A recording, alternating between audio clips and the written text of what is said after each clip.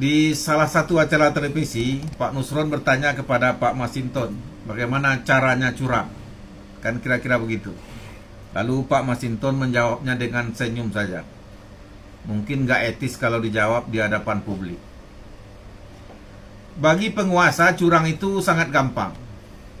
Misalnya ada kepala daerah ingin memenangkan salah satu pasangan dengan cara curangnya. Kepala daerah ini nggak perlu sibuk kesana sini ngajak masyarakat memilih calon tertentu. Cukup panggil satu persatu kepala dinas, bisikan, kalau calon ini nggak menang di tempatmu, nanti kamu saya copot dari kepala dinas. Selanjutnya panggil kontraktor satu persatu, bisikan juga, kalau calon ini nggak menang di tempatmu, tahun depan kamu nggak dapat proyek lagi, saya tidak kasih tender. Lalu mereka pulang dengan gelisah. Bagaimanapun caranya nanti, mereka akan berusaha untuk memenangkan calon tertentu sesuai keinginan kepala daerah itu. Itu salah satu bentuk kecurangan. Begitu juga di kementerian juga bisa berlaku seperti itu. Kalau sudah nggak netral, itu bawahan-bawahannya itu bisa diintimidasinya, diancamnya. Akhirnya apa? Akhirnya bawahannya terpaksa untuk tidak netral, tapi tidak dia sampaikan di hadapan publik.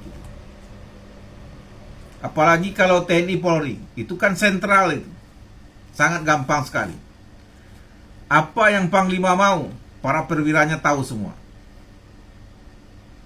Apa yang Jenderal Polisi mau, para Kapolsek, Kapolres, Kapolda tahu semua.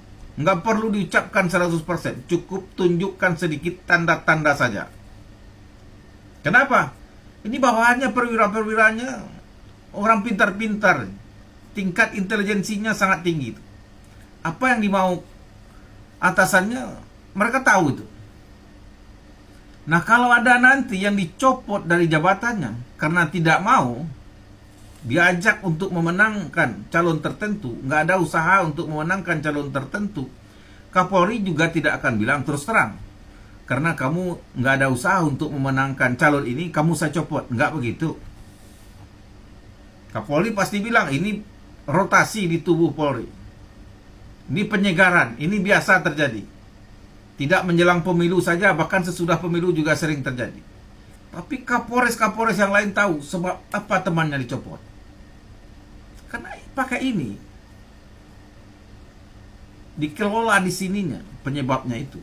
Jadi nggak perlu diucapkan terdengar, nggak perlu ditulis terbaca bagi mereka. Jadi curang itu sangat gampang bagi penguasa. Nah, kekhawatiran para politisi yang pro demokrasi bukan tidak beralasan. Begitu juga masyarakat.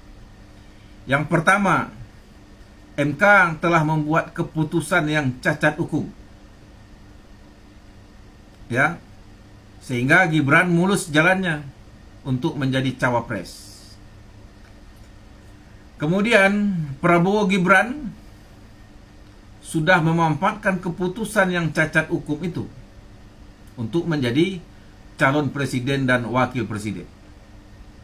Sebenarnya ini menunjukkan kalau mereka ini bukan seorang negarawan. Tapi di satu sisi ada keuntungan, ada pendukungnya. Kalau mereka ini seorang negarawan, mereka tidak akan mau memanfaatkan keputusan MK yang cacat hukum. Sebab kalaupun nanti menang, akan dicatat dalam sejarah. Bahkan dunia mencatat bahwa mereka ini menang diawali dengan keputusan MK yang cacat hukum. Jadi saya nggak paham ini, Pak Nusron ini benar-benar nggak tahu cara curang atau benar-benar goblok nih. Masa nggak tahu cara curang? Hanya saja bisa disampaikan ke publik dan bisa ditutup-tutupi. Kemudian presiden udah menyatakan cawe-cawean. Tentulah kalau cawe-cawean nggak mungkin berpihak kepada yang lain dengan kekuasaannya, dengan segala cara. Beda halnya dengan Pak SBY di akhir masa jabatannya. Dalam hati beliau pasti memihak kepada salah satu paslon, tapi tidak ditunjukkan kepada publik. Jadi menterinya tetap bekerja seperti biasa. Itu yang kita rasakan. Jadi kepada masyarakat, pemilih, terutama sekali saya ajak, mari menilai dengan objektif. Ya, nilailah dengan objektif. Pilihlah paslon yang benar-benar negarawan. Negarawan itu artinya yang benar-benar mampu mengelola negara ini, menjawab tantangan-tantangan ke depan, bisa menyelesaikan masalah-masalah. Salah satu caranya, coba lihat rekam jejaknya. Siapa mereka ini? Jadi nggak perlu dalam memilih pemimpin itu setia. Saya setia, saya dari tahun 2014 milih ini kalah, saya pilih lagi kalah, saya setia ini. Kenapa? Itu bukan setia namanya, bodoh namanya itu. Karena setia dengan bodoh itu kan sedikit bedanya, beda tipis. Kalau ada yang mengatakan seperti itu, bodoh namanya itu. Ya. Jadi sekali lagi saya katakan, curang untuk menentukan pilihan itu, curang untuk memenangkan pasangan tertentu itu gampang bagi penguasa. Kalau Gufron nggak tahu lagi, ada cara lain. Sini, jadi murid saya, nggak usah bayar, tapi pijit-pijit kaki saya kalau saya mau tidur, ya.